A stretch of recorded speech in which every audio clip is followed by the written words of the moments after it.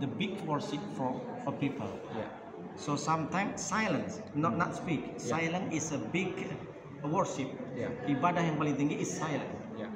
That is the worship like call. Yeah. Call. Because there are three worship. There are three what's that good action.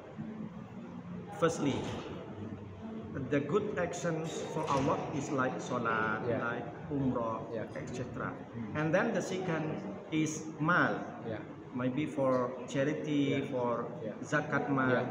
And the last, the big worship for Allah is silent, ridho, ikhlas. So if you are silent because you are prevent the munkar, that is the worship. Jadi diam saja itu juga ibadah. There is a reason why I keep quiet with my neighbor. Last time I'm so good with him, everything I give to him, but sometimes the attitude is not satisfied. Never mind, don't give up. Don't give up, sir. Don't give up.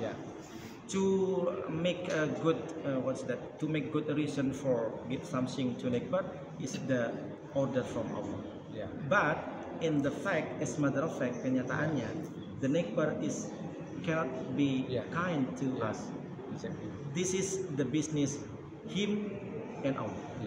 Jadi kalau kita berbuat baik, jangan berharap kebaikan dari orang. Karena kita tidak ingin didikte oleh orang, kita ingin didikte oleh Allah. Artinya apa? Jangan sampai dalam hati kita, oh saya akan baik dengan tetangga kalau tetangga baik sama saya. That's wrong. That's foul. Kita berbuat baik dengan tetangga, sebenarnya tidak mengharapkan sesuatu. Cuma kadang perilaku tetangga membuat kita tuh kecewa. Untuk sebenarnya so you have the fashion. No. I forgive him. Then after that, I stay at home. I reduce my communication with him. No more contact. So when you be silent, when you be stay alone, or you cannot connect communication with neighbor, that is the last solution. Because semakin kita berinteraksi, semakin many sins come to us. This is not reduced to sin, so you have to silent. Because silent in the neighbor untuk menghindari kemungkaran, that is a worship, ibadah. That's it. Makanya saya itu cuma membatasi, mengurangi kontak gitu untuk mengurangi. Sama dengan saya sudah maafkan dia, tapi dia masih benci sama saya, Pak Ustaz. Silakan, urusan dia dengan Allah. Yang penting minal aidin wal faizin, come to us. Come to us, we can give deliver to neighbor. If the neighbor cannot make me forgiven, this is the business him with Allah, he between Allah. Jadi kita sudah lepas.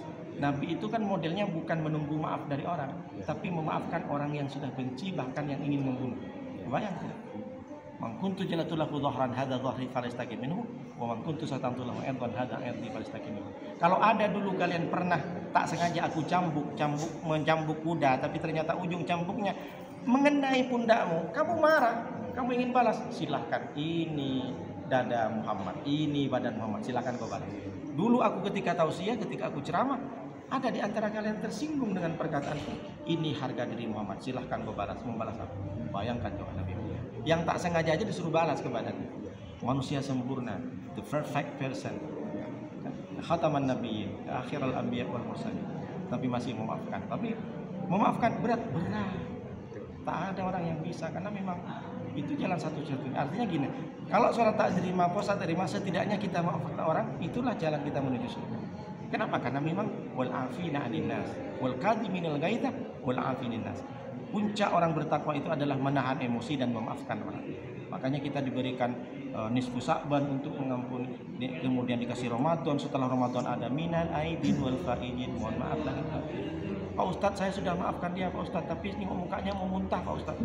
Tidak lagi. Oke, pertanyaan kedua. Second question. Saya waktu masih muda dulu mungkin sering meninggalkan biasa berubah. Tapi semenjak akhir hayatnya dia sudah mulai rajin sholat.